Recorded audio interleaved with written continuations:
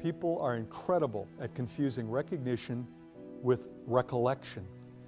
Your visual recognition threshold is so great, you can see a person once, see them years later and go, I know you. Grab a magazine in your house that you haven't looked at for a while, leaf through it, you will get the illusion of remembering virtually every advertisement and article.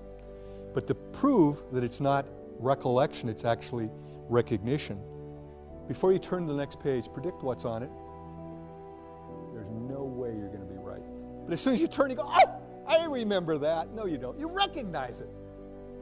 You think you knew it, but in fact, you recognized it. You didn't know it. Now back to this active learning. How do you know it? If you can look at it, go to the next one, read it, and then stop and go back to the one before.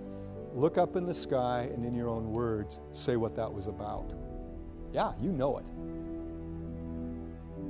How many of you know the best way to learn is to teach somebody else? Boy, if you've got family members or roommates, teach them, because it reinforces your learning, plus it tells you if you really understood it. By the way, one piece of research said 80% of your study time is best spent reciting and only 20% reading.